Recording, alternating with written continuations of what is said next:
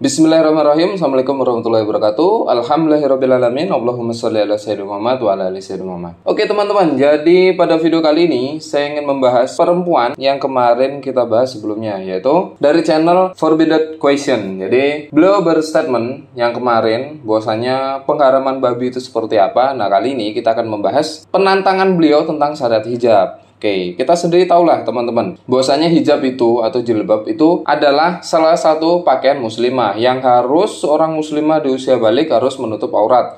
Tidak harus muslimah juga, bahkan laki-laki pun itu emang disyariatkan untuk menutup auratnya. Cuma perbedaannya adalah ketika laki-laki auratnya hanya dari pusar sampai di lutut, beda dengan perempuan. Kalau perempuan batas auratnya adalah hanya di muka dan telapak tangan, sisanya adalah aurat, termasuk telapak kaki, dan itu harus ditutup.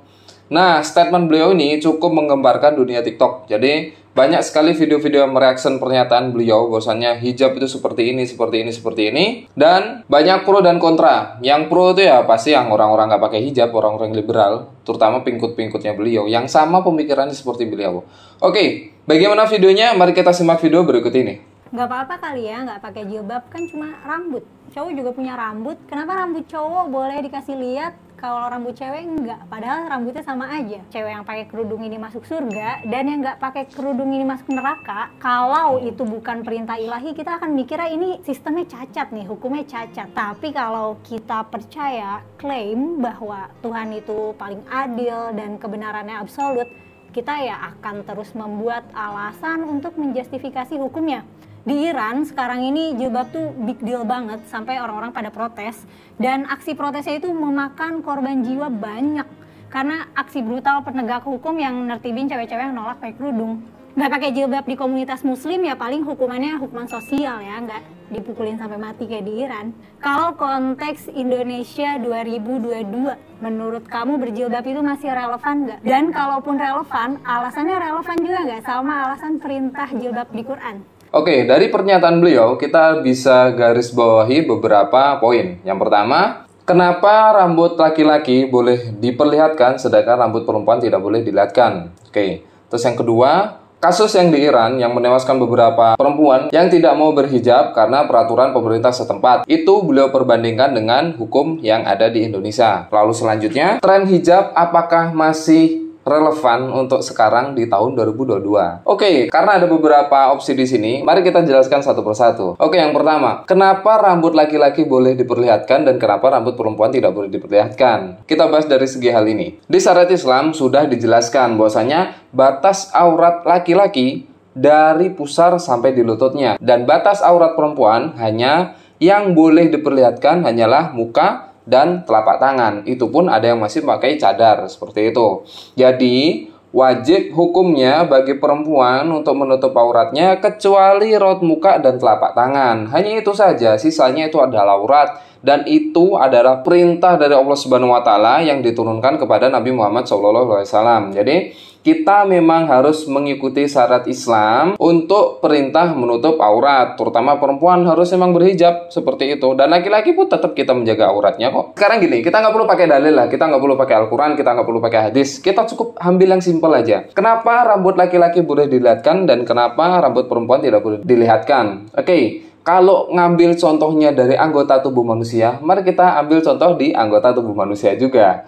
Oke, jadi banyak sekali teman-teman, bahwasanya pasti teman-teman adalah yang tinggal di perumahan ataupun teman-teman nongkrongnya, itu banyak laki-laki yang tidak menggunakan baju atau shirtless. Oke, kalau laki-laki nggak pakai baju dan diperlihatkan dadanya, itu hal yang wajar dan itu diperbolehkan, ya kan?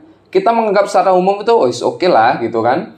Tapi beda halnya dengan perempuan. Kalau laki-laki boleh dan dengan bangganya dia memamerkan tubuhnya atau dadanya, kenapa perempuan nggak boleh? Ya kan? Di Indonesia pun masih banyak kok disensor-sensor. Bahkan sampai film kartun pun banyak yang disensor. Ya oke, seperti itu. Jadi kita ngambil contohnya simpel aja kok. Kenapa rambut laki-laki boleh, rambut perempuan nggak boleh? Nah sekarang gini, kenapa dada laki-laki boleh, kenapa dada perempuan nggak boleh dilihatin secara umum? Tuh kan? Kalau ngambil contohnya di anggota tubuh manusia, itu pun juga anggota tubuh manusia kok, ya kan? Terus yang kedua, hukum perempuan Iran diwajibkan untuk berhijab. Sampai di sana menewaskan beberapa orang, bahkan menelan korban. Nah, hukum di sana itu berbeda dengan hukum yang ada di Indonesia. Di sana emang diwajibkan untuk syariat Islam, seperti itu. Jadi hukum-hukum yang dianut adalah hukum-hukum Islam. Kalau menentang daripada pemerintah, ya pasti bakalan ditertibkan, nggak mungkin nggak. Sama juga di Indonesia. Di Indonesia ketika ada perda lah, misalkan di Bali lah. Di Bali ini banyak sekali perdanya. Misalkan perda nih kita terobos begitu aja, terus kita nggak ikutin perdanya, terus kita nggak ikutin peraturan-peraturan yang ada di sini, pasti kita pun ditertibin juga, pasti kita bakal dihukum secara negara ataupun hukum secara adat. Ini perbandingan juga sudah jauh. Di Indonesia pun menggunakan sistem demokrasi, ya kan, yang diatur dengan Undang-Undang Dasar 1445, sedangkan di Iran itu menggunakan syariat Islam. Jadi beda aturan di sana dan aturan di sini tuh sangat berbeda jelas. Jadi nggak bisa kita benturin antara hukum di Iran dan hukum di Indonesia. Itu sangat nggak bisa. Itu benar-benar nggak relevan. Dan yang terakhir, konteks berhijab tahun 2022 di Indonesia ini masih relevan atau enggak sih? Jawaban dari kita sebagai seorang yang belajar ilmu agama dan kaum milenial masih sangat relevan dan wajib. Karena yang pertama, emang pada syariat Islam mengatur itu semuanya menggunakan hijab. Oke, yang kedua, kenapa harus ditutup? Oke, kenapa relevan atau enggak? Sekarang gini Mbak ya, yang masih ditutup pun itu banyak mengundang syahwat. Apalagi yang nggak ditutup, ya kan? Sekarang banyak kok artis-artis di TikTok ataupun seleb-seleb yang ada di TikTok itu banyak sekali pakai hijab, ya kan? Emang pakai hijab, tapi lekukan tubuhnya masih kelihatan. Nah, seperti itu. Menggunakan hijab yang sempurna itu adalah menutupi dada dan tidak menggunakan baju yang ketat-ketat atau menggunakan baju yang longgar, gamis, contohnya seperti itu. Kalau yang masih berhijab aja masih ditutup dengan rapi dan sedemikian rupa pun masih mengundang syahwat di pikiran seorang laki-laki, apalagi kalau dibuka, Mbak. Ya kan? Aneh sekali. Jadi, kalau yang ditutup aja mengundang syahwat, apalagi yang dibuka. Jadi, tren 2022 ini masih sangat milenial. Di era kita yang media sosial gampang sekali diakses, gampang sekali kita ngelihat profil orang lain dengan profil orang lain yang lainnya, itu sangat gampang sekali. Jadi, menutup aurat dan berhijab itu masih sangat relevan di era milenial sekarang yang fitnah begitu banyak ada di zaman kita dan anak-anak kecil pun sudah menggunakan smartphone seperti itu.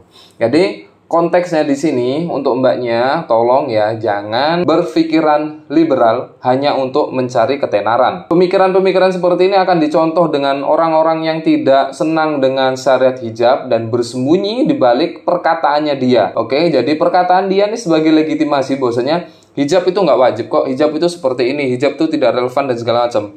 Dari zamannya Rasulullah SAW sampai zaman sekarang, pakaian kaum muslimin masih sama. Yang perempuan menutup aurat dengan menggunakan hijab dan gamis, dan laki-lakinya tetap menutup aurat dengan menggunakan pakaian-pakaian yang sopan. Ya, kalau laki-laki kan simple, yang penting dari mulai pusar sampai lututnya nggak kelihatan dan menggunakan pakaian yang agak longgar, udah clear, di sana udah selesai. Tren di Islam itu masih sama dan tidak ada kemunduran zaman. Oke, kalau emang mau dimodis, dibikin bercorak apa segala macam itu nggak ada masalah. Yang penting konteksnya masih sama. Jadi pikiran-pikiran seperti ini teman-teman yang masih muda nih, jangan sampai kita telan mentah-mentah. Apalagi dengan konteks yang liberal seperti ini. Jadi kalau memang mau ngambil ilmu dari ilmu-ilmu agama, itu lebih bagus kepada ustadz-ustadz yang sudah memiliki atau memahami konteks daripada syariat Islam. Jadi jangan pikiran-pikiran seperti ini nanti dibentur-benturin segala macam.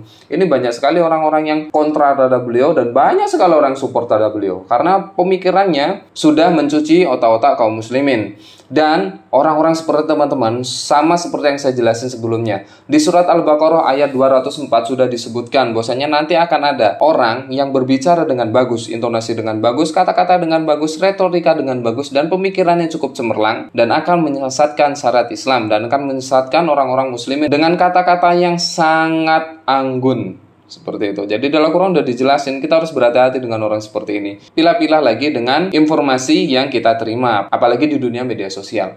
Oke, itu aja untuk video kali ini dan semoga mbaknya, semoga Allah beri hidayah dan segera bertobat mbak ya. Barakallahu fikum. Assalamualaikum warahmatullahi wabarakatuh.